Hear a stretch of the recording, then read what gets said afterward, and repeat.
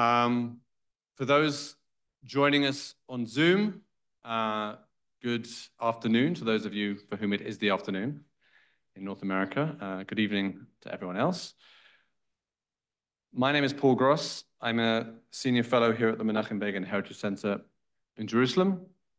It's my great pleasure to welcome you in person or virtually to this event launching the new book by Melanie Phillips, The Builder's Stone, which we'll be hearing about shortly. How many Brits are there in the audience? Show of hands. A lot. Okay, it's a lot. It's a lot. There's usually a preponderance of Americans in these amongst the Anglo scene in Jerusalem. So it's nice to see the Brits. So I assume that the Brits among you will agree with me that Melanie Phillips holds a particular place, I think, in British, I would say British Jewish, British pro-Israel circles, in that she, for many years, has been, I think, one of the voices, if not the main voice, that has never shied away from a fight, who has been in the most hostile of environments, by which I mean the BBC. Never afraid to speak out in support of Israel, never afraid to confront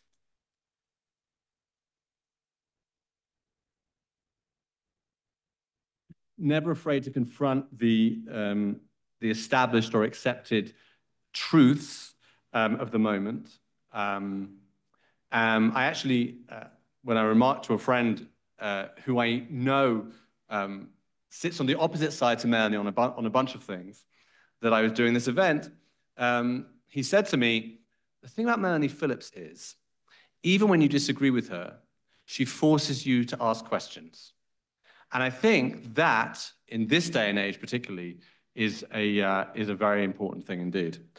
So, to her new book, The Builder's Stone, which we will hear about, there are a number of very nice tributes from eminent people, blurbs on the back of the book. One is by the noted historian Andrew Roberts, who, amongst other things, says, the October 7th attack on Israel presented the West with a choice between civilization and barbarism.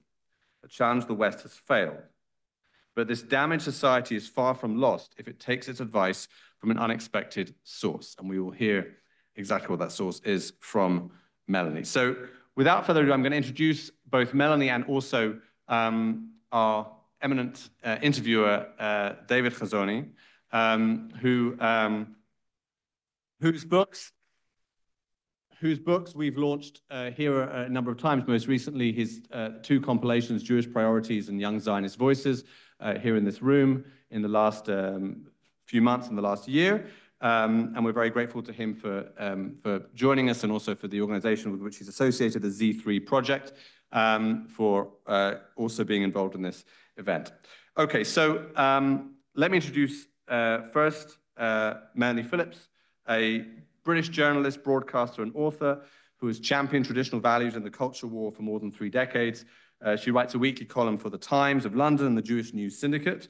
She broadcasts on radio and TV and gives public presentations across the English-speaking world. Her new book that we'll hear about today, The Builder's Stone, How Jews and Christians Built the West and Why Only They Can Save It, is published by Wicked Sun. Her first novel, The Legacy, which deals with conflicted Jewish identity, anti-Semitism, and the power of history, was published in 2018, along with her personal and political memoir, Guardian Angel. Her previous books include her 2006 bestseller, Londonistan, about the British establishment's capitulation to Islamist aggression, and The World Turned Upside Down, the global battle over God, truth, and power, published in 2010. Melanie Phillips. And she'll be speaking tonight with David Hazony, an award-winning editor, translator, and author. He's also the director and Steinhardt Senior Fellow at the Z3 Institute, or Z3 Institute, as we would say. It doesn't work quite as well, but as we would say in the UK. His newest work, Young Zionist Voices, A New Generation Speaks Out, brings together the next generation of impassioned Jewish leaders. And prior to that, as I mentioned, his 2023 collection, Jewish Priorities, 65 Proposals for the Future of Our People, brings together a remarkable array of new essays from across the Jewish world. He's the former editor-in-chief of Azure and the founding editor of The Tower. He also wrote in 2010 the Ten Commandments, not the actual Ten Commandments, a book called the Ten Commandments. If he'd actually written the Ten Commandments, he'd be even more appropriate for this conversation, I suspect. But he wrote a book called the Ten Commandments, which was a finalist for the National Jewish Book Award. His translation of Uri Bar Yosef's The Angel was a winner of the National Jewish Book Award. He's also written 2 previous anthologies, Essential Essays on Judaism by Eliezer Berkovitz, and with Yoram Hazony and Michael Oren, New Essays on Zionism. He has a PhD in Jewish philosophy from the Hebrew University. He lives in Jerusalem, and we're very fortunate to have him with us.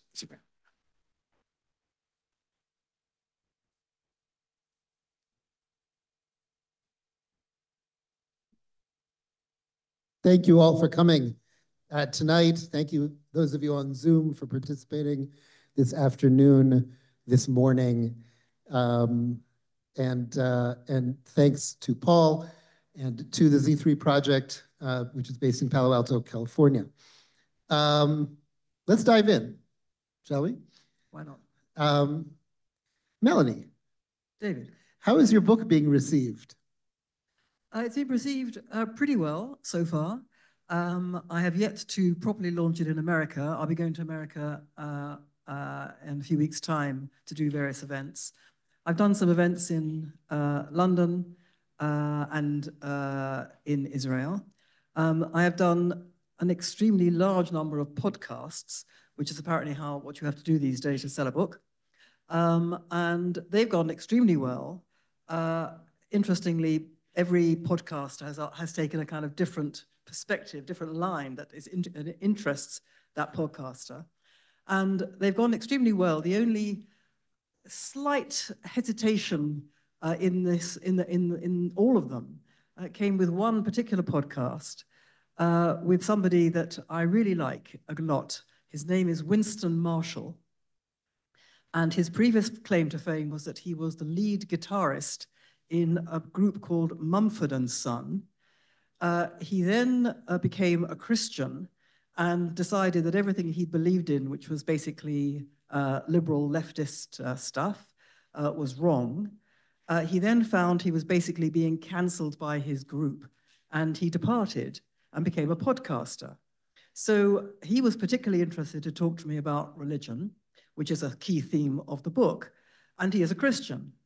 And I said to him that something had gone very badly wrong with the Christian church in Britain in particular, which had turned very badly against Israel and, in my view, against the Jewish people. And he said, I'm really, really distressed to hear that. You don't mean to include in that the Archbishop of Canterbury, do you? And I said, I absolutely include the Archbishop of Canterbury. And he sat back in his chair and said, with his hand on his heart, I'm so upset to hear that. And I thought he was going to cry. And I felt terrible. I thought, my goodness, what have I done to this poor man? But that was perhaps the only slight hesitation in all the podcasts that I did. The other thing that's perhaps of interest is that I did some speaking engagements in Australia. And I spoke in Sydney, Melbourne, and Brisbane. And in Brisbane, the local, very energetic person who was organizing the whole Jewish community from October the 7th to kind of, defend itself against this terrible onslaught that's happened against the Australian Jews, which is very, very violent, much more so, in fact, than in Britain, or I think most countries. She was turned down by 6 venues who said they would not host me. And she then found a cafe which was prepared to do that, but it only seated 130 people. And from her advanced ticket sales, she knew that she would need more tickets than that, more seats than that. So she found what seemed to be an ideal larger venue in the Queensland Cricket Club. And the Queensland Cricket Club, when approached, said, on no account will we host anything to do with Jews or Israel. And that was such a thing, because it was the Queensland Cricket Club, that the incident made it into the columns of the Australian newspaper. I'm happy to say that I gave my presentation at the cafe with 130 people, and it was really great. Nothing like cancellation to help promote a book. Why don't, for the benefit of the audience, those who have not perhaps read it, why don't you perhaps begin with a kind of a survey of the book itself. What is your central thesis and its applications, especially for the Jewish world? Well, I suppose my central thesis is that one can't understand the onslaught on Israel and the Jewish people from the West unless one understands that in the context of the fact that the West has been for decades mounting an onslaught upon itself, and that the two things are absolutely connected. For many years, I have charted as a journalist what I perceive to be the way in which the West, or to be more precise, the elites of the West, the intelligentsia, the cultural elites that run the society, political and cultural elites, universities and so on, I have been charting the way in which they had taken a wrecking ball, it seemed to me, to the core institutions of the West, on the basis that the West was basically born in the original sins of colonialism and racism, and that the Western nation state was the source of all bad things in the world, prejudice, bigotry, war, and that in order to achieve a better world, you had to basically, first of all, leapfrog the nation state and put your invest legitimacy instead in transnational institutions and laws, such as international human rights law, the United Nations, the International Criminal Court, that kind of thing, because they embodied the brotherhood of man, and the brotherhood of man was good, whereas the nation state was a source of prejudice and division and war. And at the same time, you had to take and, you had to basically dismember the core institutions of Western society, which had made this corrupt civilization. And the core institutions that were then dismembered from, I would say, that certainly the 1980s, when I started writing about this, and I think it was well underway by then, the core institutions that were being dismembered were the education system as the method of transmitting a culture down through the generations. You couldn't do that anymore because the culture itself was so awful. The traditional family, which was a conspiracy against women, and basically men were a waste of space and were only good for basically rape and pillage, and that was about it. And the idea of the nation itself. And so I was charting these things. I was at the time writing for the Guardian newspaper. I worked for Guardian newspapers for the best part of 20 years. My former colleagues at the Guardian, don't particularly care to hear me say this, but it is true that it is the Guardian that made me what I am today. But I was writing, about these things that I was thinking were, the destruction of these institutions. It seemed to me after a while that these weren't separate issues. They were all part of the same thing, that it was an attempt to undermine and destroy the West itself. I moved on to issues like multiculturalism and then Islamization and other things like that. I wasn't at the time speaking or writing about Israel or Jews. It wasn't part of my remit. I'd also never been to Israel, never wanted to go to Israel. I came to Israel for the first time in the year 2000. Another story.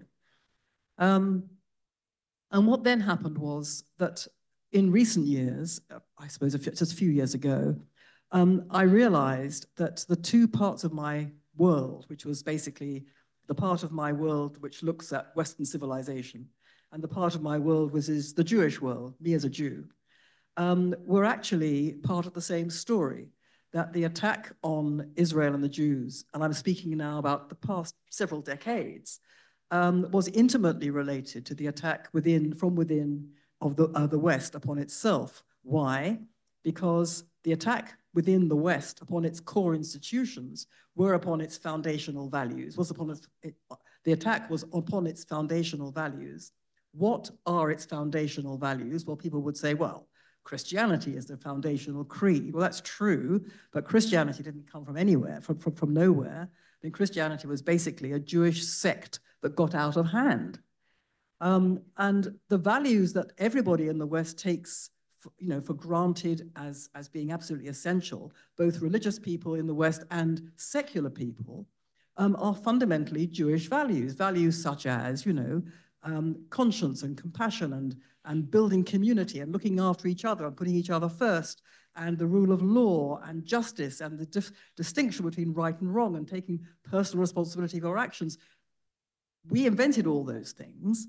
And so it seemed to me that it was no coincidence, therefore, that if you had a Western world that had turned against its own core values, it was which were, in fact, the values of the Hebrew Bible, it wasn't exactly a coincidence that they had turned so viciously against the people associated with that Hebrew Bible, i.e. the Jews and the collective Jews in the state of Israel. And I thought, furthermore, well, that's extremely interesting, because if I'm right that the West is going off the edge of the cultural cliff, well, what is the unique selling point of the Jewish people? It's cultural survival. We do cultural survival like nobody else has done cultural survival. We've outlived, as a people, every single culture that's tried to destroy us, who have themselves disappeared. So I thought to myself, maybe I should write a book which sets all this out, because people don't realize the extent to which it's Jewish values that underpin the West, and say, look, we can actually help. If the West wants to save itself, brackets, does it? I don't know. But if it does want to save itself, we can help, because we do cultural survival. We can show everybody else how to do it. And by the way, in addition to that, your core values are from us, so we can really help. So that's the point I got to on October the 6th, 2023. And I was already writing it. And then October 7 happened. And then October 8 happened. And then I watched what happened in response to October 7 in the West. And I realized something sort of quite quickly, that I had been writing about the West as having destroyed, basically, rationality, conscience, and justice within itself. And what was I seeing? What were we all seeing in the reaction, that terrible reaction in the West to October 7, was the destruction of rationality, conscience, and justice. And I suddenly realized that everything I've been trying to write in this book was exemplified, like on steroids, by the reaction to October 7. So I reframed the book to explain my analysis of why the West had gone so badly wrong and why it had turned against the Jews and Israel in the framework of October 7 and its reaction.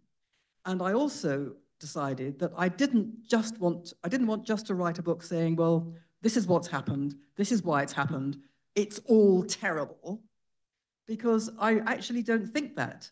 I think, it's part of, living here. I actually feel tremendously optimistic, because I believe that Israel is going to survive and thrive and prosper, while in fact, you can't say that about the West. And so this sense of optimism inspired me to try to construct a rescue remedy for the West that we could all get behind. And so my last chapter is what I've called a kind of an appeal for what I call a kind of a countercultural resistance movement, a coalition of people from every single grouping, culture, faith, non-faith, whatever, everyone from all those different disparate groups who wants the West to survive and who respects and understands the values of the West and where they come from, and is prepared to champion them. and, you know, to form a kind of coalition of the willing, as it were, to take back the culture, start to promote it properly, and to defend it. That's what the book's about.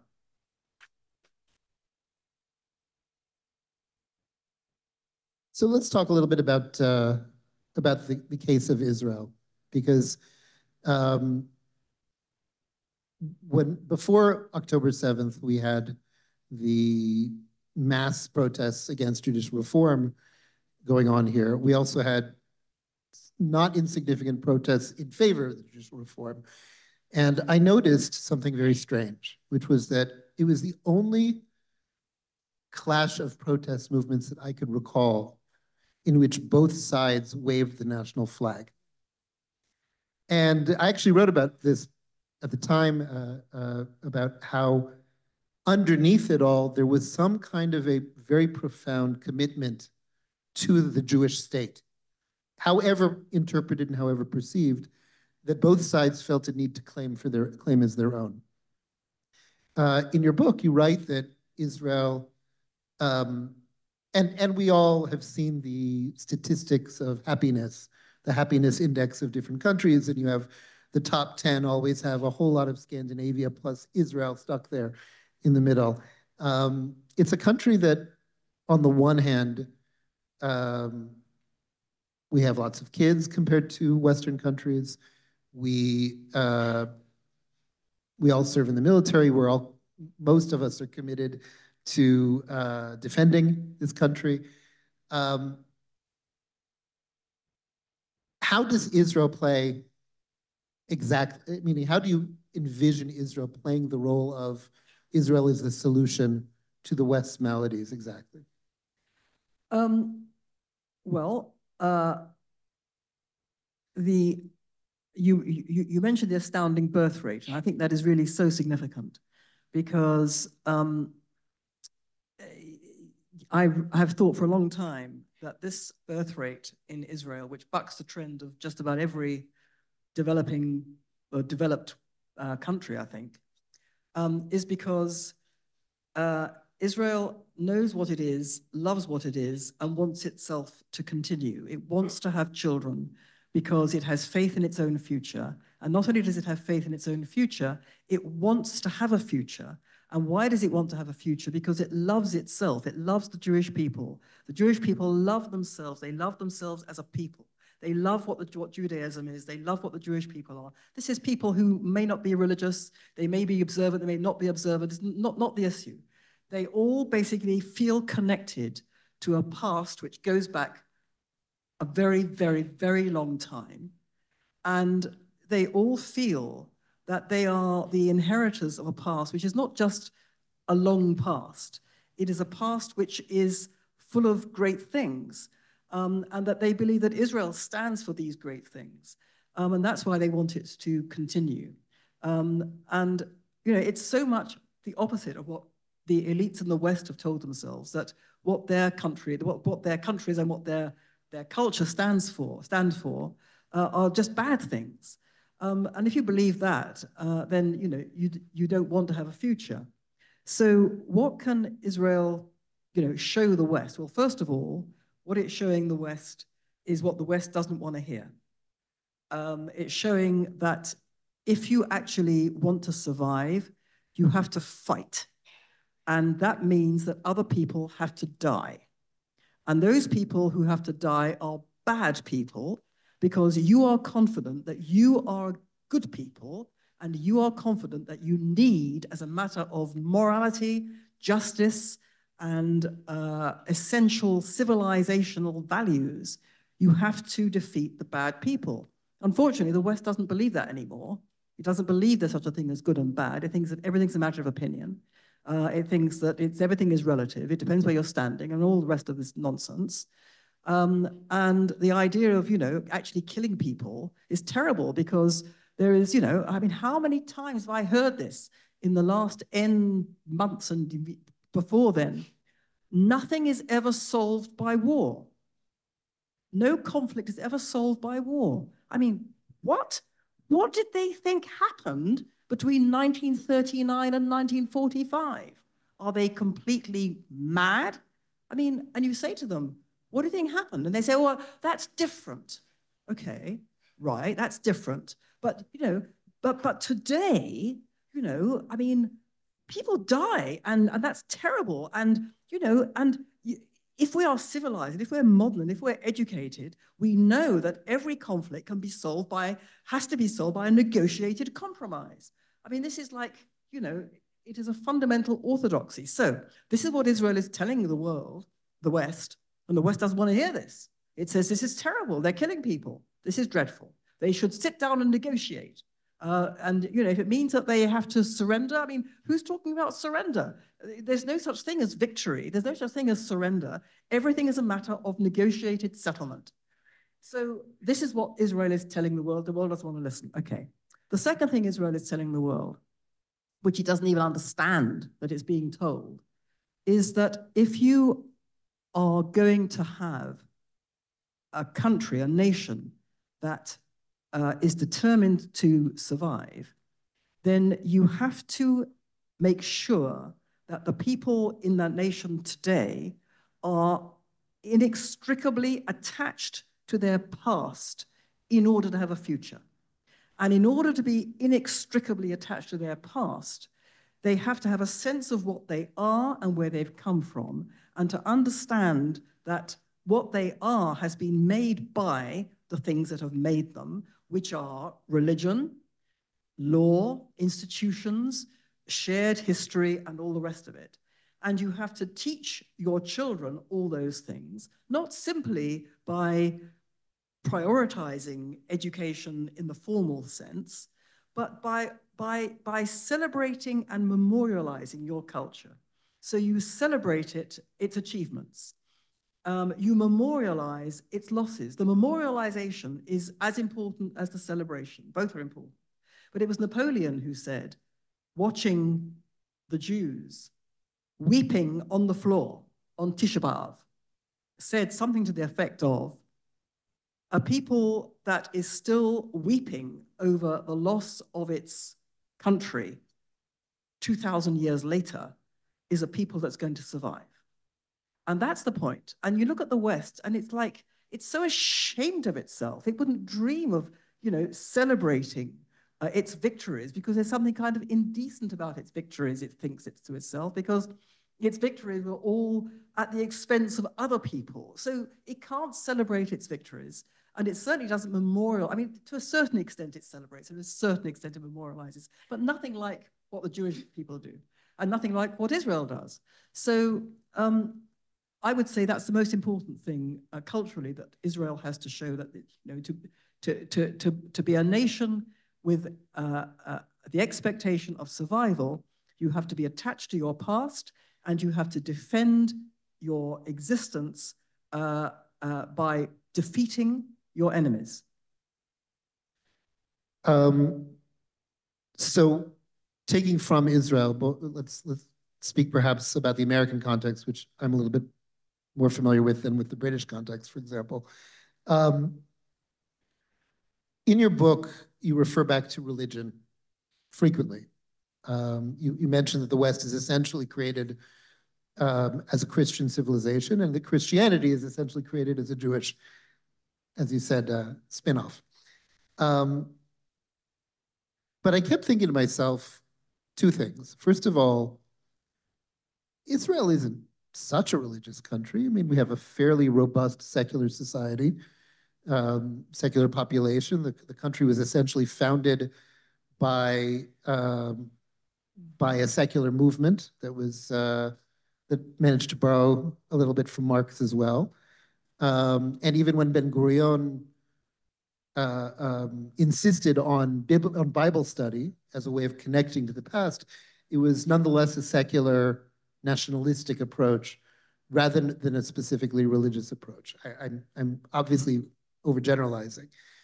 And I kept thinking to myself, the thing that you're really focusing on with Israel is a national identity and a national continuity more than faith. Whereas when you talk about the West more broadly, it's actually faith that you keep going back to rather than, and I grew up in Boston. Boston is a very interesting city because on the one hand, it's politically very liberal, but on the other hand, it takes pride in being the cradle of the American Revolution. So there is a tremendous amount of awareness of American history and reverence for the battles of Lexington and Concord and Faneuil Hall and Paul Revere's Ride, and all of these things are celebrated, at least they were when I was in high school. But it feels much more like this sort of secular nationalistic pride than faith per se. What do you think Western countries should focus on? Because frankly, if I'm talking to a secular, non-faithful person, arguing that you need to be a religious person and raise a religious family, not because you believe in it, but because that's what's good for the West, seems to be a bit of a tall order. Very much so, and I'm certainly not saying that. I say explicitly in the book that I realize that the first mention of religion will send people, screaming from the book and throw around the room in fury. And I'm certainly not saying that people who are secular, i.e. not religious, should become religious. And I'm certainly not saying that people who are not Jews should become Jews. What I'm saying is that what I would like people to understand and agree with is that the values that everybody holds dear, whether secular or religious in the West, are fundamentally religious values. And that if you try to evacuate them of their religious origins or characteristic, you destroy them completely. I mean, I've been told by lots of people, well, okay, so all right, they were in the Bible originally, but so what? We've got them now, and so things like respecting other people as people, we just know that now. Well, no, actually, because if you don't actually anchor your culture in those principles, and if you tell yourself that actually,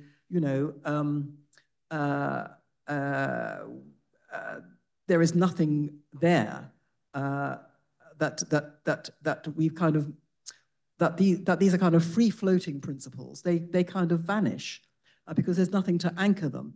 So I'm certainly not saying people should become religious. You're absolutely right that Israel is in many respects a secular country. I mean, as you know better than I'm sure. Right at the beginning, the founding fathers of Israel, there was this great division.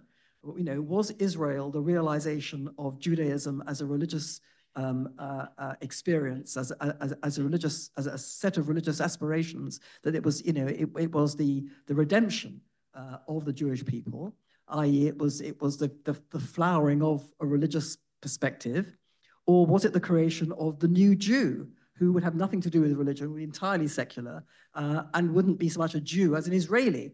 And this tension, I think, obtains today. I mean, it's never been resolved. So, it's not a theocracy, but it is infused with values that come from the religious part of Judaism. I mean, the calendar. I never cease to be amazed because I was born and bred and lived for most of my life in Britain. And, the calendar is a Jewish calendar. It's not an Israeli calendar. It's a Jewish calendar. And even secular people in Tel Aviv, so I'm told, they're not observant. They don't do the stuff that religious people will do or would expect to be done on festivals, but they observe the festivals. They mean something to them, and to a certain extent, they're increasingly doing that. They're what do we hear on Shavuot? They do Leil Tikkun in their own kind of way. Okay, so it's not what observant people would do, but nevertheless, it is a thing to do with that festival. So I would say that actually even secular culture here is infused with Judaism. But this idea of religion as faith, which you refer to. Now, I was told roundly, not that long ago, that I had an entirely erroneous, I was told this by a rabbi, and I've heard it subsequently from other rabbis, that I had an entirely erroneous idea of religion, and it was indeed a Christian view of religion that I had. And this was all because I said something like, it would be nice to find, a rational reason for faith. And I was shouted at on the basis that we Jews don't talk about faith. This is a Christian thing. We don't do creed. We don't do dogma. We don't do belief. We do doing. To which I said, well, okay, we do doing, but the doing is based in belief. And the answer was, well, yes and no. Yes, of course it is, but that's not where we're at. When we talk about Judaism, we're not talking about, faith in the way that Christians talk about it. We're talking about a way of life in which we elevate ourselves, or try to elevate ourselves and the society we're living in by good deeds. And okay, you wouldn't have that were it not for the fact that it was founded in faith, which is why if you get rid of the faith bit completely and try to replace it by entirely secular ideologies, you get rid of the good stuff. But we just get on and do it. And that was quite a revelation to me, actually, that we're all talking complete cross purposes. And so when people, I hope that when people read the book, they will see that I'm not saying people should become religious at all. I'm saying something quite different. I'm saying that in my notional coalition of the counter-cultural revolution, coalition of people who want the West to survive, I'm saying explicitly people of faith and no faith, because I've met loads of people who describe themselves as secular, agnostic, atheist, but these people all say, we understand absolutely that if you evacuate the society that we're living in of its grounding in biblical values, it falls apart as a civilized society. We understand that, and we're going to fight for those values.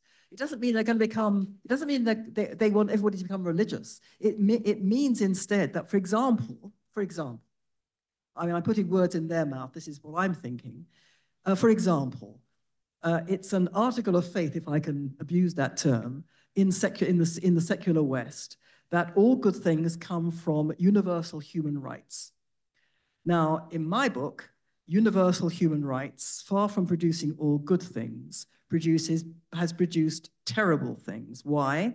Because rights, if you have kind of free-floating rights, which are devised by human beings and enshrined in laws and administered by judges who choose between competing rights, basically what you're talking about is a set of demands. And if you have a society based on demands, you have a society which really is asking for trouble because there's no end to the demands that people will make, and demands inevitably and inexorably divide people from each other. So far from building a society which is a community, which everyone pulls together for the common good, you have groups fighting each other for the realization of their rights, which is precisely where we've got to.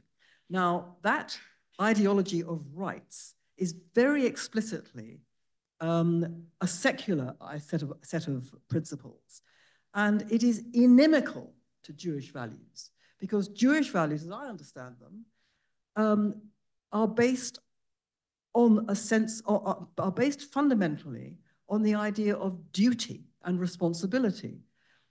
So, I have a duty to be careful about your integrity as a human being. You don't have the right to expect me to do that. I have a duty. So unless you have duties, then you have no rights. So it makes it incoherent.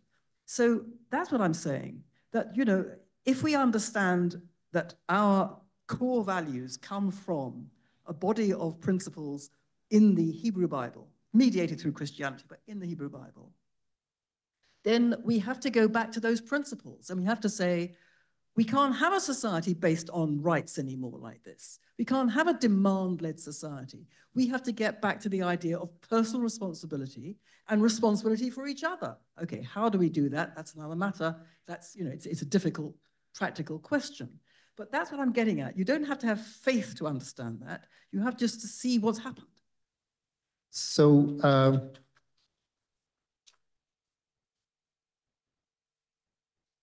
if I were that rabbi, if I could just maybe even propose a bridging terminology, I would say that it's neither faith nor doing that you're looking for. What you're looking for is the word memory, because the Bible is a record, and the Bible has its own instruction manual inside the Bible, which says, remember what you've been through, remember what you've seen, remember who went against you. And so the commandment of memory that you see played out in all of these holidays and all of these observances is explicit. And it's also the thing that provides health, not just to the state of Israel, but to all the Western societies that you're talking about, is remember where you come from, remember what you've been through, remember what you had to do in order to achieve success. And don't do things that will cut yourself off collectively from your own memories, which is, I think, something that you constantly are targeting. You know, you mentioned the 1619 Project in the United States as a way of undoing collective memory. And certainly many things we've seen in the US, whether it's in college or school curricula, whether it's taking down statues and renaming in order to erase the memories of, however flawed.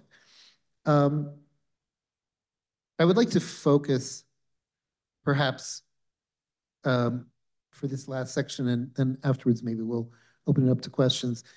I've been spending a lot of my time thinking about the state of the Jewish people. Part of what the Z3 project is about is sort of, especially after October 7th, kind of rethinking and challenging some of the fundamental strategies of survival the Jews in the diaspora have used that have now been called into question in the wake of October 7th. So while I was reading the book, I kept coming back to questions surrounding Jewish survival rather than that of the state of Israel specifically. As you well know, many Jewish readers will not necessarily immediately side with you. They've been investing many generations in a survival strategy that essentially aligned themselves with the very forces that you're criticizing as inimical to the future of the West. At the same time, in the wake of October 7th, many Jews, without necessarily wanting to become observant, but many Jews felt very betrayed by the progressive movements that they had committed themselves to, by specific forces within those progressive movements that they felt completely stabbed in the back by. And my sense is that there's a kind of a searching process going on now. They don't want to go over to the dark side, God forbid, but they do want to find a path that allows them to stay connected with Israel.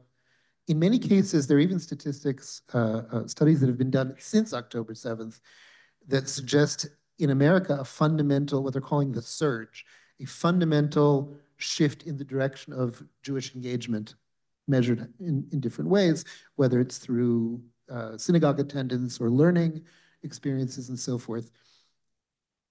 What do you say to a Western secular or reform, or in the UK liberal Jew who's reading your book and saying, okay, what does this mean for my life? How should Jews around the world respond to your book? Well, first of all, I think you're entirely right that there is this shock on the liberal side in the Jewish world that's been going on. In a way, it's a more tragic, sad state of affairs, even than, you know, the non-progressive Jews who are so horrified by what's been coming at them and what they've seen and heard in terms of the West's reaction to October 7th. Because the progressive Jews, as you say, you know, they are they can't they can't deal with it. They can't process it. They haven't got the wherewithal. I don't mean that to sound that I don't mean that to sound pejorative or patronizing, but it's thrown everything that they thought out the window because in my view, and you know, I used to be very closely associated with people who think like that, and I know that, you know, I mean, I know what happened to me when this discombobulation and shock, you cannot believe it, when your deepest assumptions about what everyone thinks and thought and how right that is are thrown absolutely upside down. You cannot believe it's wrong. So you have to find ways of trying to make it right in your mind. And that has taken some people on the left into a really horrible place. In order to make it right in their mind, they deny what is in front of their eyes. So, you know, you've seen this horrible business of, you know, feminists, you know, who are sort of Me Too feminists, who are silent, have been silent all this time about the rapes of the women in Israel. They can't process it because, you know, as far as they're concerned, you know, the people who did the rapes are the people they have supported as holy victims. I mean holy, H-O-L-Y, victims. And the people who were being raped are people they've associated with being oppressors. And if they actually accept that it's the other way around, then they feel their whole moral personality is about to be smashed, by which I mean they will become, and don't laugh, they will become right-wing, by which they mean they will become bad and evil people who have no conscience, who are selfish, who are self-centered, who are rapacious. Everything they think is bad in the world. That's what it means to go down that road.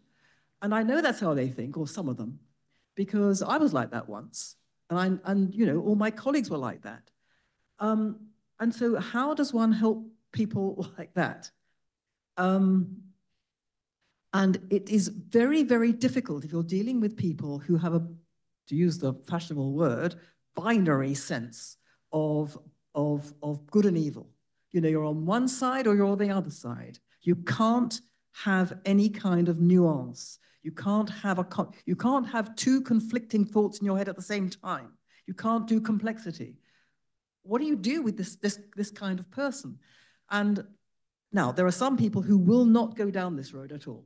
They are so completely they make themselves impervious to facts and reality and reason because they can't allow themselves to do this.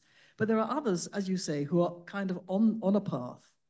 Now, in the Jewish world, and I think it's particularly true in America, but you know much more about than I do, it's particularly difficult because so many Jews in America have espoused espoused, I would say, left-wing or liberal, as they would call it, values, which they have told themselves are Jewish values, but actually are, in my view, inimical to Jewish values. So I think that all one can do is, well, first of all, we should stop shouting at each other. And, you know, there should be no insults. You know, one should accept that there are people of goodwill and high ideals who are all trying to find a good path in the world. And the fact that I or you may think that those people have got it terribly wrong doesn't mean that they are bad people.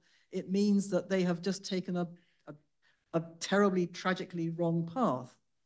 And so I think that one can possibly, and I'm being very tentative because I really don't know the answer to your question, but I think one can possibly nudge people like that if they're willing even to engage, and many of them will not engage. But if they're willing to engage, then you can nudge people along this road by saying, look, you know, with the best will in the world, we collectively in the West have thought that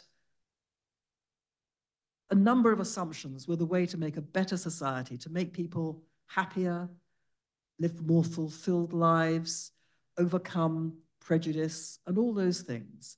But, you know, you look at the reality of what we are facing, of what our world is, and we have record numbers of people who are desperately unhappy, psychologically disturbed, record numbers of young people who have a variety of mental disorders, psychological disorders, and record amounts of suicide attempts, and so on. And we also have people who are, they're going down the path of superstitious mumbo jumbo. We're supposed to be living in a world which has got rid of God because we're so rational, and one of the fastest growing things in the West at the moment is witchcraft.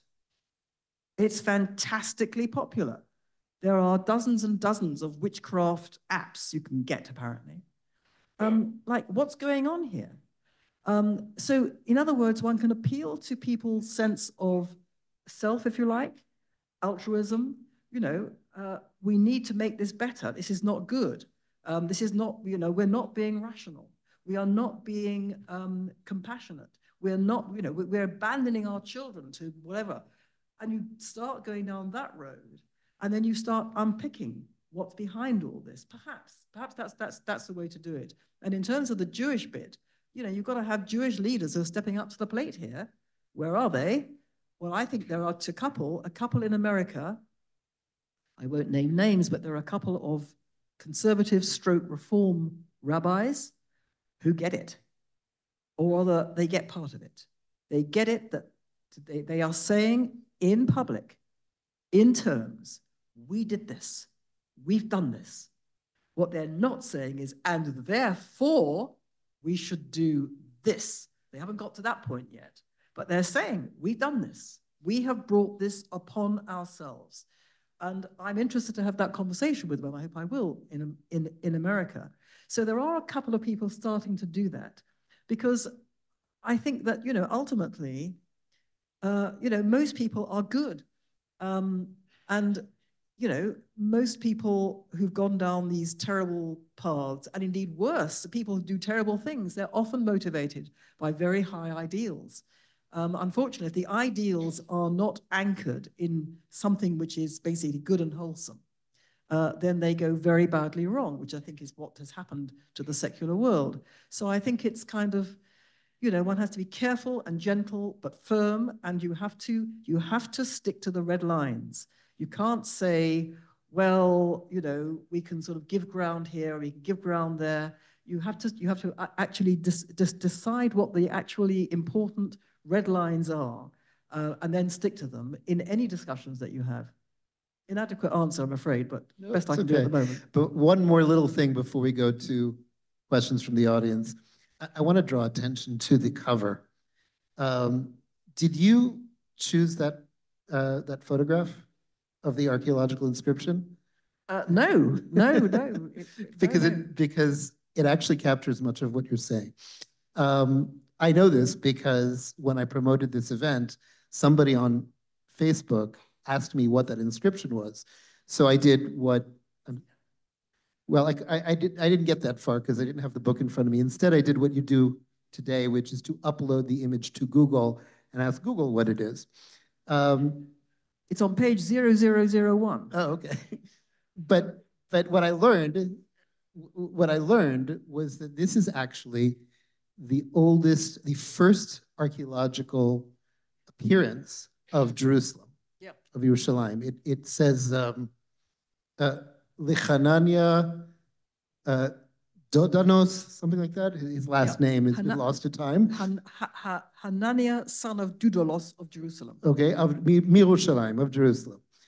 And what's amazing is that in this one image, whoever chose it, you capture both your passion for memory, for our national heritage, but also for science, because this is a fact. This is an archaeological piece. It's something that the sort of biblical archaeology for 100 years has been looking for extra biblical evidence of that affirms our own memories. Right.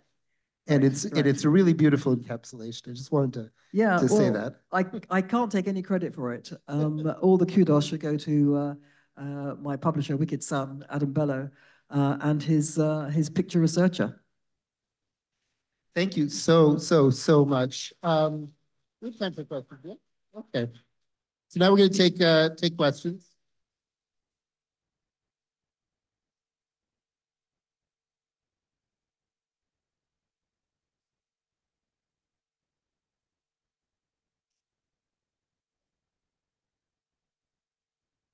Okay. I see the mic has been grabbed. Okay. Just for initiative, you get the first question. Was received, not grabbed. Go for it. Melanie, could you perhaps simulate a dialogue between the good sense that you're talking and someone that you are engaging who took the wrong path? What would that dialogue sound like? So I didn't quite hear the dialogue between myself and between yourself with the sense that you're presenting us and someone who took the wrong path. What would a conversation sound like between those two people, yourself and that person? A dialogue between myself and someone who took the wrong path. Yeah. It depends what path you mean. What sort of path? The path you described. Do you mean, just to clarify, you're talking about the people the Jews who went down the progressive route and abandoned the Jewish values that Melanie talked about? Those for whom facts no longer matter, and those who can distort or reframe the facts in the dialogue to fit the values to which they're attached and refuse to let go, and they're threatened by letting go. Okay, people who are threatened and won't let go of the values that they have. Well, I have to break it to you, those people will never talk to me. I think I would start by saying, hello. How lovely to meet you. It's been too long. Can we have a, I'd just love to know what you think. And I would ask that person what they think. And then we would take it from there. I would say, that's a jolly interesting thing you just said. Could you explain that a bit more to me? What do you mean by this? What do you mean by that? But don't you think this? And possibly that. And have you thought about that? I'd have that sort of conversation. It'd be lovely to have that sort of conversation. But they won't come near me. Oh, okay. Well, I want to get to more questions. Okay. Sorry, Hila, you're going to go right to the top. The gentleman there with his hand up. Yeah.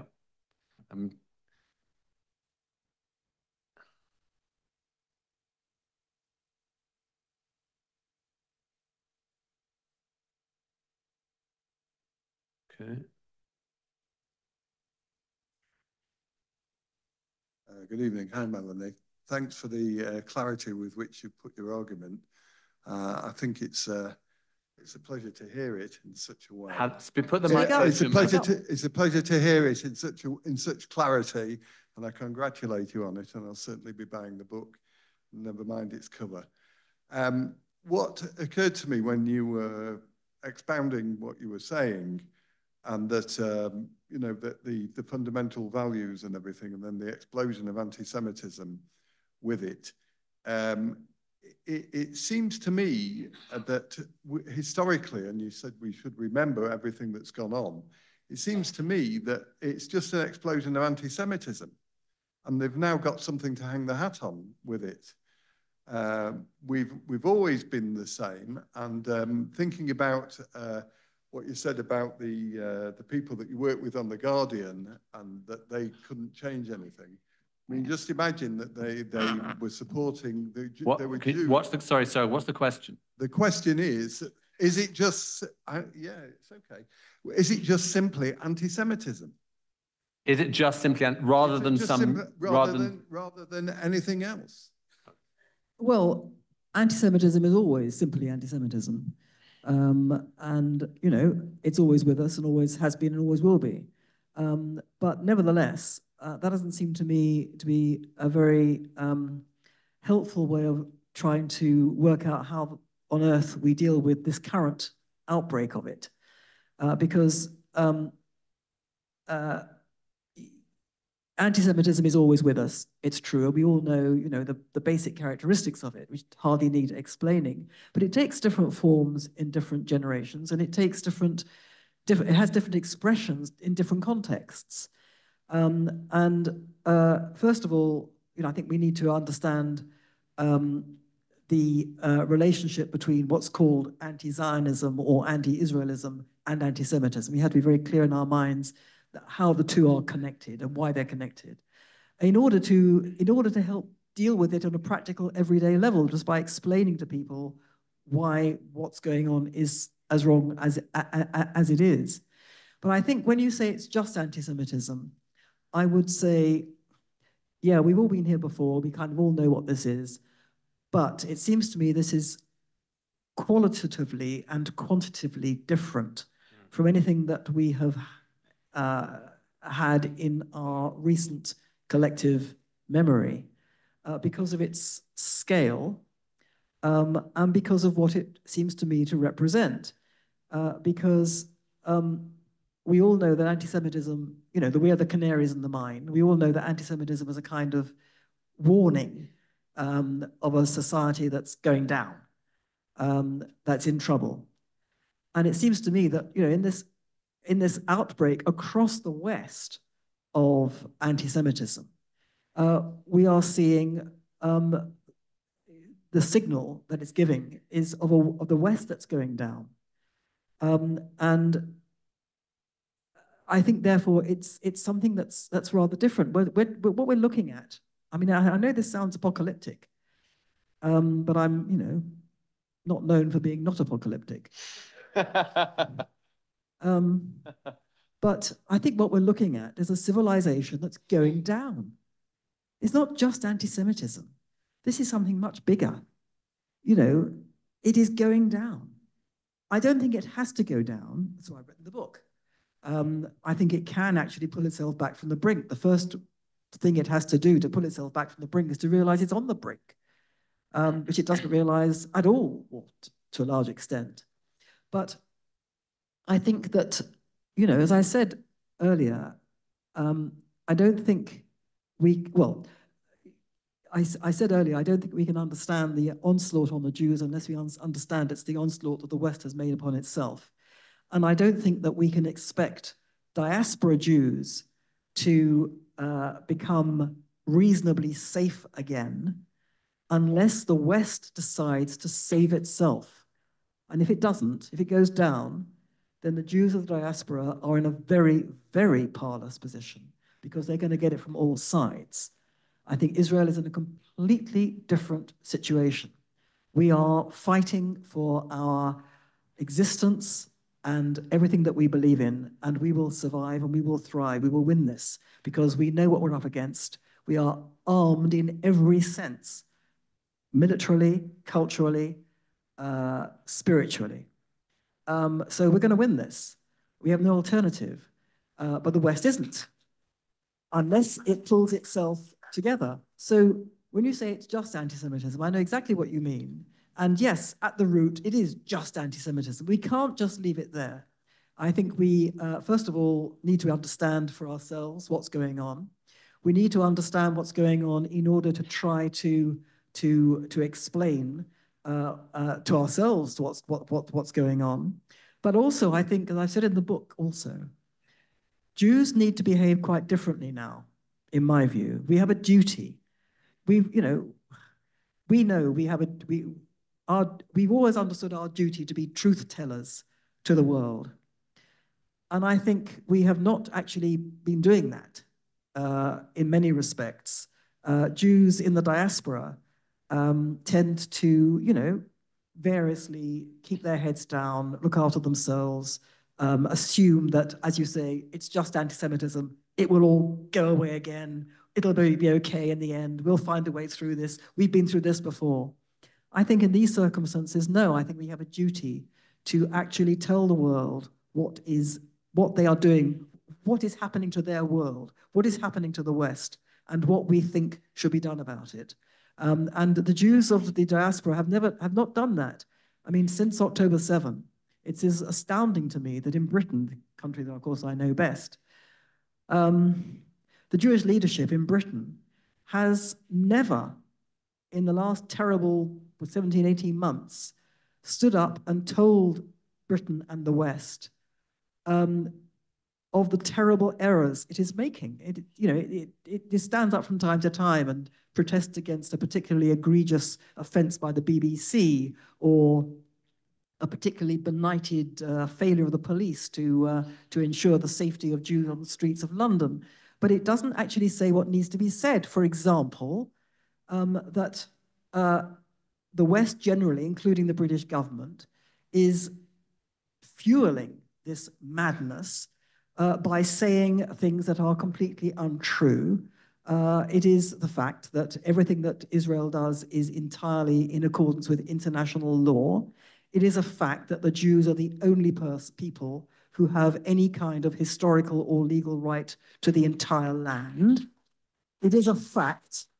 It is a fact there is no such thing as the Palestinian people. It is a fact that that concept was invented in the 1960s in order to fry the brains of the credulous West, which has been done to the letter, and stuff like that. It is a fact that anti-Semitism is rampant in the Islamic world, including the Muslim communities of this country, Britain. They have never said that. They don't say it. They won't say it. They need to say it. People need to hear it. Once these truths are out there, I really deeply believe this. Once these truths are out there, this whole discourse changes or would change. And it's not being done. Now, we Jews collectively have a duty to do this. We know what this is. We should know what this is. Too many of us don't know what it is. We should know what it is. Enough of us do know what it is. We should start taking the fight to the enemy. We should start standing up for truth and justice and saying it. Oh, okay. There's a lot of questions, but I think we'll just take a couple more. If that's all right with you, Melanie? Two more? Okay. And then we'll go outside to buy books, right? So the lady here with her hand up in the yes. Hila Shama. Yes. Wait a sec, wait for the mic.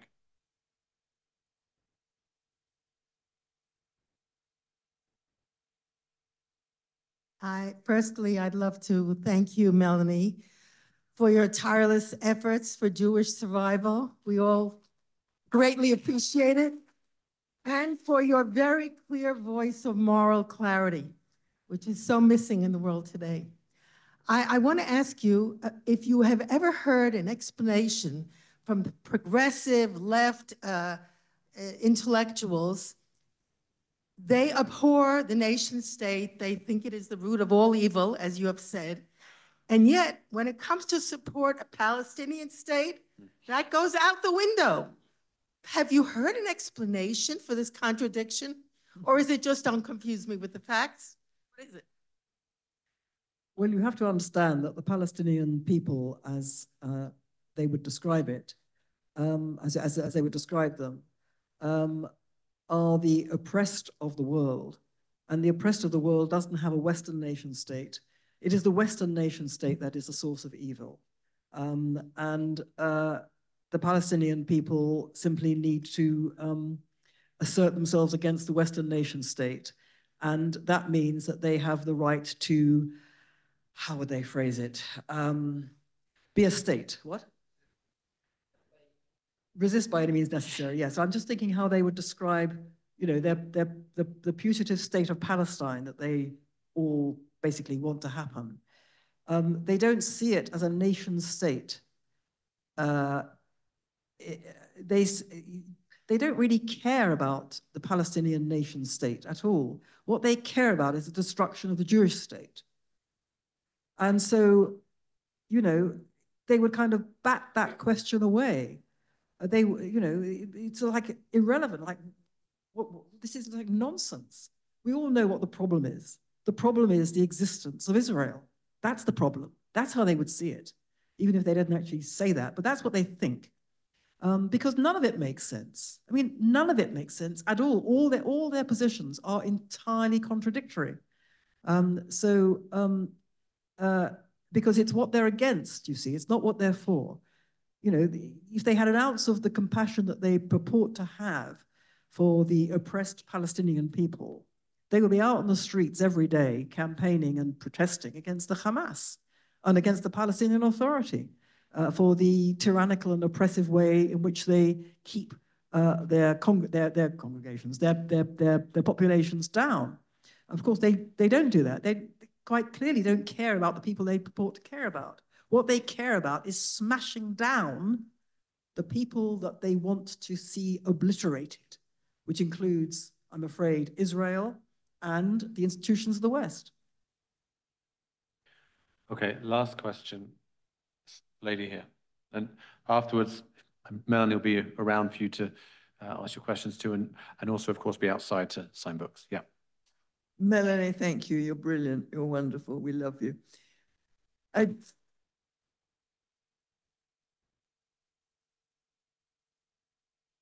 I just love the word that you keep talking about spelling out truth. But it seems to me, both in the Jewish community and indeed the Christian community, that we're incapable of saying something is actually wrong or evil. And I just wanted to get your reaction to that. Well, as you know, every person who has any kind of education knows for a fact there is no such thing as objective truth. That was abolished, thank goodness, several decades ago. So if I were to say to my progressive friend, but this is true and that's not true, and I've had these conversations, I can tell you what the answer is. But that's just your opinion. Or as Oprah Winfrey famously said to Meghan Markle, it's your truth. And of course, this is absolutely pernicious because if there is no such thing as truth, there is no such thing as a lie. If everything is a matter of opinion, then you're quite likely to accept lies as truth and truth as lies. And that's exactly what's happened. It's certainly what's happened in the West's perception of the Middle East. And it's happened all over, all over. My experience is you cannot have that discussion. You cannot even get off the starting block because the idea that you are articulating a truth is simply not accepted. And if you were to insist upon it, you would be regarded as somebody who basically doesn't have much intelligence, because all sophisticated people know that objective truth is something which only the credulous believe. Okay. I want to thank, firstly, David Hazony for a superlative job interviewing, as always. And of course, Melanie Phillips for writing this book, for making us think, for helping us to think, and for fighting the good fight. So thank you, Melanie. Thank you, everyone, for coming. The book is available outside to buy. Melanie will be signing. It's also it's being sold outside by our good friends at Pomerantz. You can also go to the store in Jerusalem. And for those outside Israel, you can order it on Amazon and buy it in good bookstores everywhere.